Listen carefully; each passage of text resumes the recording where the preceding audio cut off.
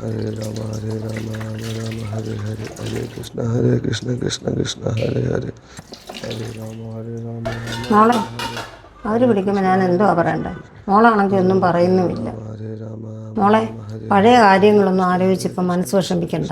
ഇപ്പം വന്നിരിക്കുന്ന നല്ലൊരു ആലോചന. ഹരേ രാമ രാമ രാമ ഹരേ.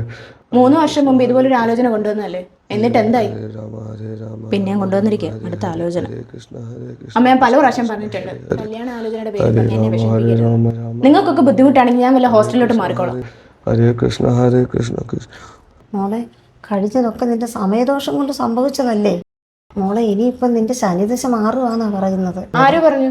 ഞാൻ പറയാനുള്ളതൊക്കെ പറഞ്ഞു. ഇനി നിന്റെ ഇഷ്ടം. രണ്ടു പേരോട് ഞാൻ പല തവണ പറഞ്ഞിട്ടുണ്ട്, വിളക്ക് കത്തിക്കുന്ന സമയത്ത് കിടന്ന് അലപ്പുണ്ടാക്കിയേക്കല്ലെന്ന്. എന്തായിരുന്നു ഇവിടെ പ്രശ്നം? ഇപ്പൊ വന്ന കല്യാണാലോചനയുടെ കാര്യം പറയുമായിരുന്നു. അവക്കാണ് ഇനി കല്യാണമേ വേണ്ടെന്നും പറഞ്ഞ് നിൽക്കുക. വേണ്ടേ, ഇപ്പൊ വന്നിരിക്കുന്ന നല്ലൊരു ആലോചനയാണ്. നിന്റെ എല്ലാ കാര്യവും അറിഞ്ഞിട്ടാണ് അവർ സമ്മതിച്ചിരിക്കുന്നത്. ഞാൻ പറയുന്നത് അങ്ങോട്ട് കേട്ടാൽ മതി. പണ്ട് നിങ്ങളുടെയൊക്കെ വാക്ക് കേട്ടിട്ടാ എൻ്റെ ജീവിതം ഇങ്ങനെ ആയത്. ഇനി എനിക്കറിയാം എങ്ങനെ ജീവിക്കണമെന്ന്. ഈശ്വരാ, എൻ്റെ കുഞ്ഞിന് ഇങ്ങനൊരു ഗതി വന്നല്ലോ. 10 പേരത്ത് നോക്കിയല്ലേടാ നമ്മൾ കല്യാണം കഴിപ്പിച്ചത്. എന്നിട്ട് എൻ്റെ കുഞ്ഞിന് 2 ആഴ്ച പോലും ഒന്നിച്ച് കഴിയാൻ സാധിച്ചില്ലല്ലോ. എല്ലാം നമ്മുടെ കർമ്മഫലം. അവളാദ്യം സ്നേഹിച്ച ചെറുക്കനെ കൊണ്ടാണ് കെട്ടിച്ചാൽ മതിയായിരുന്നു. അവനെ കെട്ടിക്കഴിഞ്ഞ് കഴിഞ്ഞാൽ അവള് വിധവയാവൂന്നല്ലേ ജ്യോത്സ്യം പറഞ്ഞേ. നമ്മളെന്തോ ചെയ്യാനാ? നീ അനുഭവിക്കാനുള്ളതെല്ലാം അനുഭവിക്കുക, അല്ല എന്ത് ചെയ്യാന്.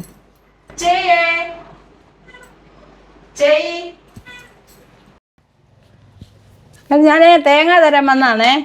ഇതൊന്നും വേണ്ടായിരുന്നല്ലേ പ്രസന്നെ. പിന്നെ ആ ജോത്സ്യൻ്റെ നമ്പർ ഒന്ന് തരണം, ഞാനന്ന് വിളിക്കാനിരിക്കുമായിരുന്നു. അയ്യോ, മായക്കുഞ്ഞിൻ്റെ ഒന്നും ശരിയായില്ലയോ? എന്ത് ചെയ്യാനാ? ഒന്നും ശരിയാകുന്നില്ല പ്രസന്നെ. ഓരോ പ്രശ്നങ്ങൾ കഴിയുമ്പോൾ ഓരോരോ ദോഷങ്ങൾ വന്നുകൊണ്ടിരിക്കുക. എല്ലാം മീരക്കുഞ്ഞിന് ഇതൊക്കെ അല്ലായിരുന്നോ ചേച്ചി പ്രശ്നം? അവക്ക് ചൊവ്വാദോഷമല്ലായിരുന്നു പ്രസന്നെ. അവക്ക് ഇഷ്ടപ്പെട്ട ഒരുത്തൻ്റെ കൂടെ പോയോണ്ട് അവൾക്ക് സന്തോഷമായിട്ട് അവൾ ജീവിക്കുന്നു. അത് വെറുതെ അല്ല, ഞാൻ മാസം തോറും പൂജയും വഴിപാടും ഒക്കെ ചെയ്യുന്നത് കൊണ്ടാണ് അങ്ങനെ ജീവിക്കുന്നത്. ഈ പറഞ്ഞ പൂജയൊന്നും ചെയ്തിട്ട് ഒരു കാര്യവും ഇല്ല. ഞാൻ പറഞ്ഞ തിരുമേനിയെ പോയി ഒന്ന് കണ്ടു കഴിഞ്ഞാൽ എല്ലാ കാര്യങ്ങളും ശരിയാവും. ബാധയോ? മാമൻ എന്തൊക്കെ ഈ പറയുന്നത്? മാമനാ വിളിച്ചത്. ഭദ്രൻ തിരുമേനിയെ കണ്ടു കഴിഞ്ഞാൽ പ്രശ്നങ്ങളെല്ലാം തീരുമെന്നാ പറയുന്നത്. ഭദ്രൻ തിരുമേനിയോ? അമ്മയ്ക്കറിയോ? എന്റെ മോനെ, അയാള് സിദ്ധനോ, വലിയ സിദ്ധൻ. ഒന്ന് നോക്കിയാ മതി മോനെ, എന്ത് പ്രശ്നം ഉണ്ടെങ്കിലും മാറിക്കിട്ടും. അമ്മേ, മാമൻ രണ്ട് തിരുമേനിയുടെ റീൽ അയച്ചു തന്നേക്കുന്നു. ഒരു നാളും മറക്കില്ല, മറക്കാനും കഴിയില്ല. എന്റെ മനസ്സിൽ ഇഷ്ടം തോന്നിടാം.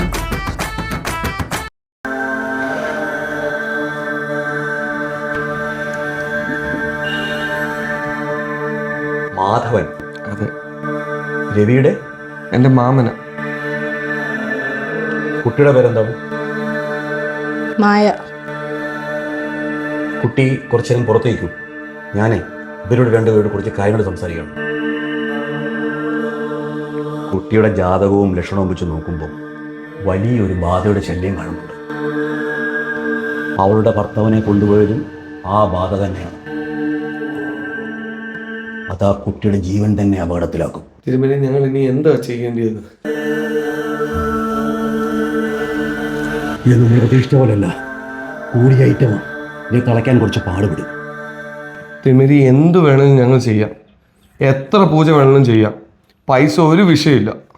രണ്ടുപേരും കണ്ണടച്ച് പ്രാർത്ഥിച്ചു. കുട്ടിയെ വിളിക്കുക.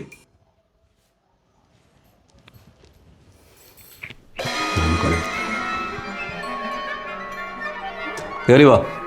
നിങ്ങൾ രണ്ടുപേരും പുറത്തേക്ക്, കുട്ടി മാത്രം വന്നാൽ മതി.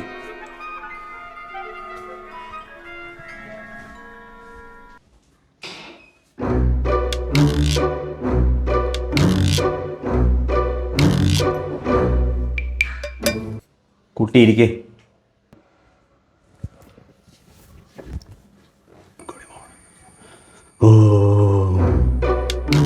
അന്നാൻ മന്ത്രങ്ങൾ തുടങ്ങാൻ പോവാണ്. ജംബാവിരാജി പക്വാനി കവിതേ വിമലേ കവി കമ്പിത സാരിതേ കുളു കുളു കുളു. എന്തേ കാണിച്ചേ? അപ്പൊ നീയായിട്ട് പോത്തില്ല, നിന്നെ ഞാൻ ഇറക്കി വിടാൻ മതി.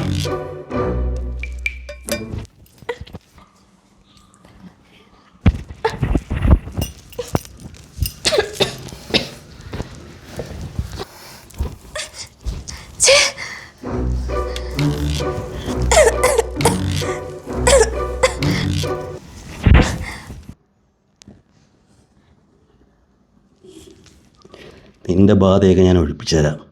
നീ ഒന്ന് അഡ്ജസ്റ്റ് ചെയ്താൽ മതി.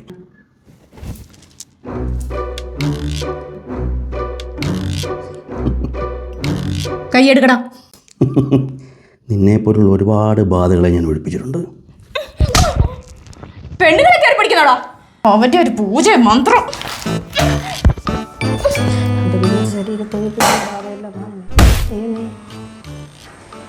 അമ്മേ, അകത്തേതോ കൂടിയ ബാധ ഒഴിപ്പിക്കുന്നത്.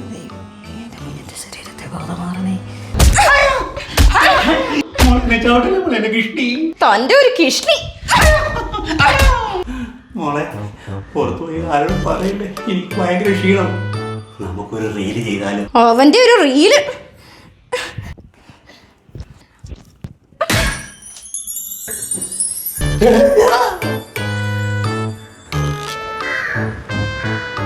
ബോധം പോയോ മോളെ? ഇല്ല, അയാളുടെ ബോധം പോയി. ചെന്ന് നോക്ക് ചത്തോന്ന്.